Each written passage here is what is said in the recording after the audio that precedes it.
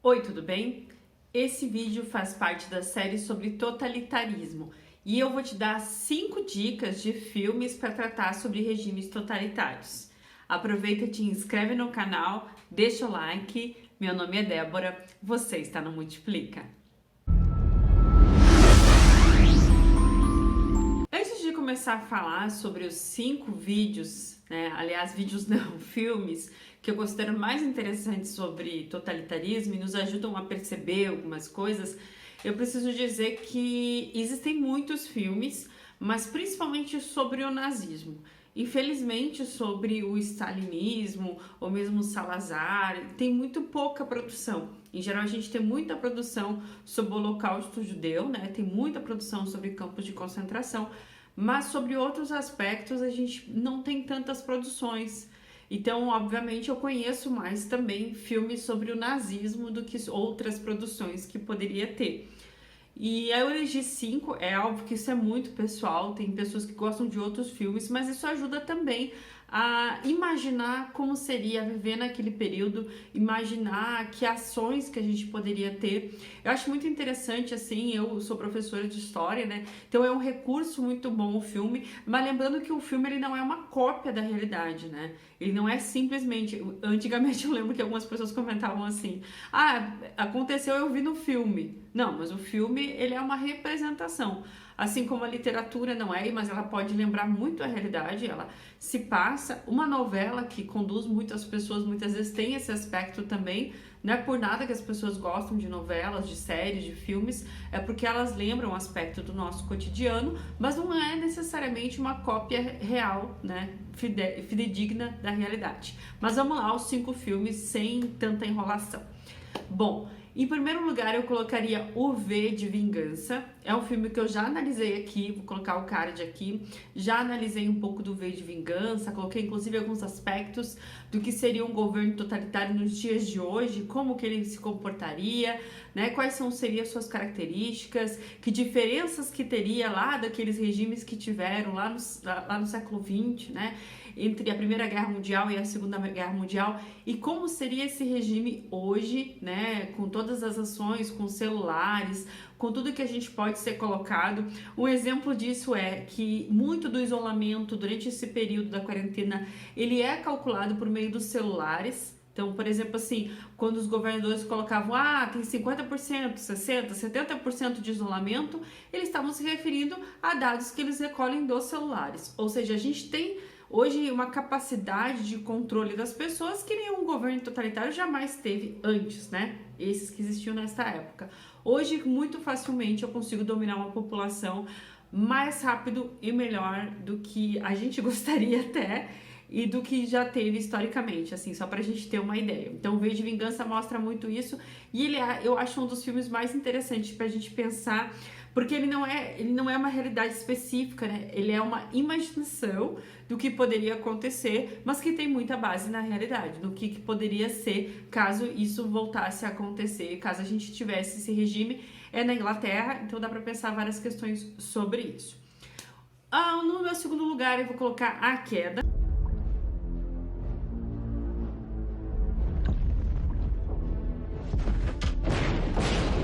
Das ist ja Artillerie.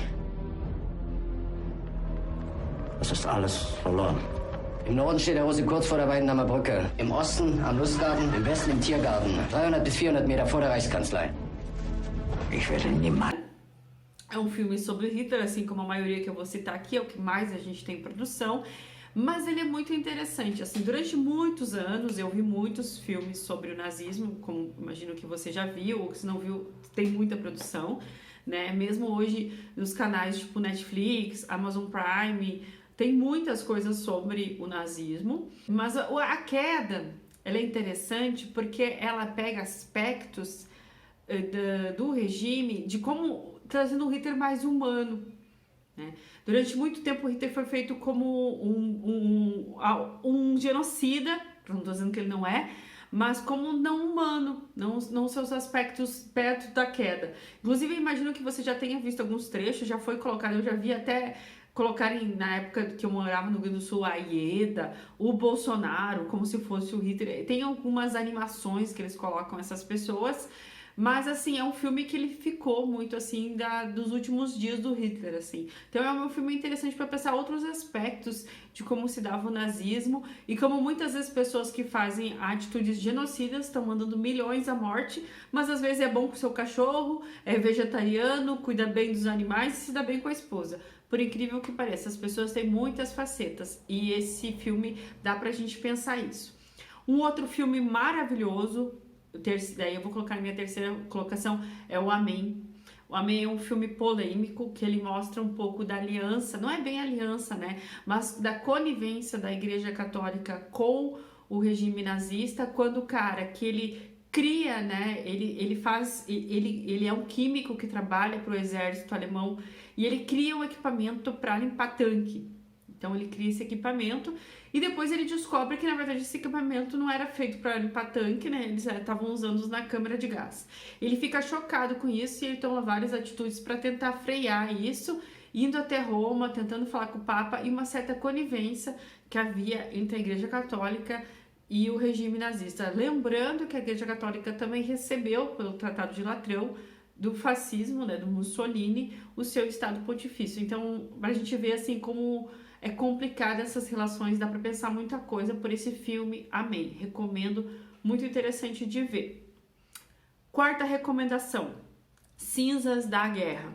É um filme bem difícil de ver e eu te recomendo a ver quando tiver num clima bem bom, assim, porque é um filme meio depressivo. Porque ele coloca simplesmente, né, assim como o Primo Levi, como eu já fiz vídeo aqui, ele fala um pouco do como era viver dentro de um campo de concentração.